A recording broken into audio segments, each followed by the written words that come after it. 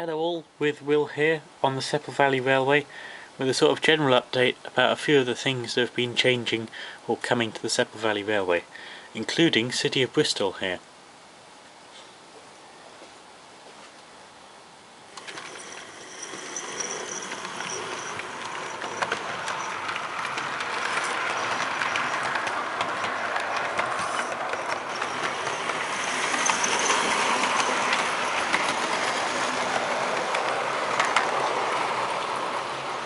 So I've now started doing a small forest between the main line and the branch line with bits of heather that I got on holiday, and just sort of made it into an agricultural scene with horses and tractors pulling logs away, and pigs and cows and a horse, but not really the most realistic, but it looks nice. So another little matchstick fence there that we're putting up and a dry stone wall.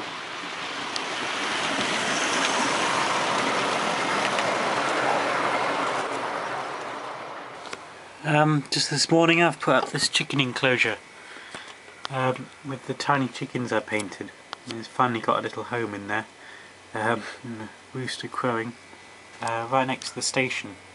So I imagine them being loaded onto the truck maybe there sometime, or just as station pets. And other than that, I've just generally flocked on extra bits of board that we've put in, and maybe made this path round to the goods area here.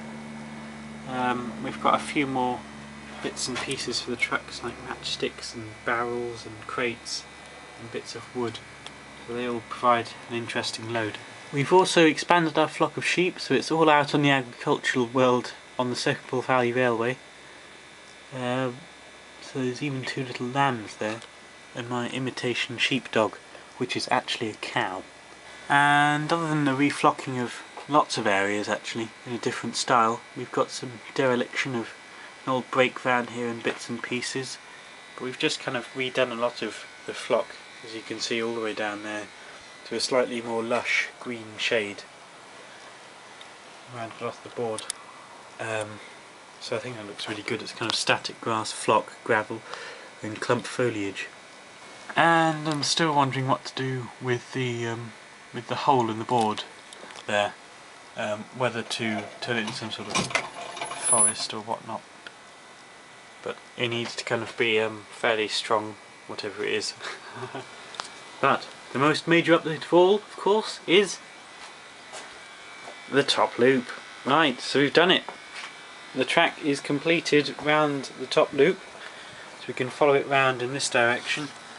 So round there, so it's an extra sort of mainline track, up past City of Bristol, up the gradient, I think that's 1 in 18, round the bend, more than third radius, over the viaduct, which needs some work on it, I'm trying to work out how to do that, and down here it's about 1 in 24 I think, a bit of a bend there that's got a bit of a precarious hole in the ground, so we need to fix that, and then down here and onto the flock bit, which is how a lot of it should look, and over the crossover points, so you can get from the other main line up.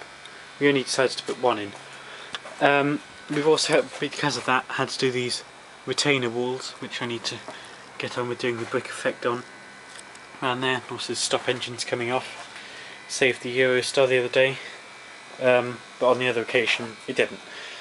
So it does need a bit more work on it, of course, as you can see. This should be a large viaduct, maybe like the one they have at Pendon Museum, which is nearby.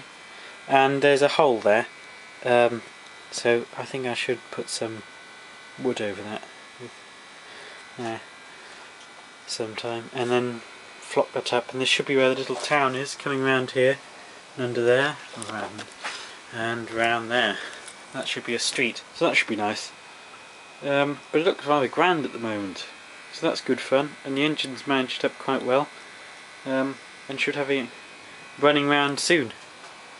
So, time for a few action shots I think. So first up from the Great Western Pannier.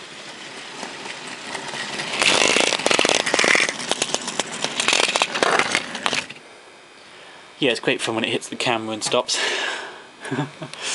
Then I think I have the J39 heading off too.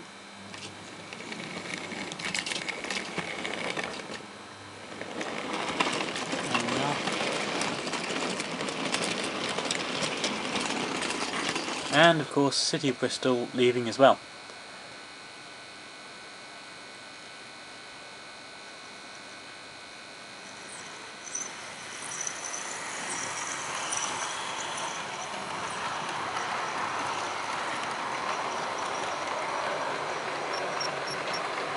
And we'll have Grid going past the sheep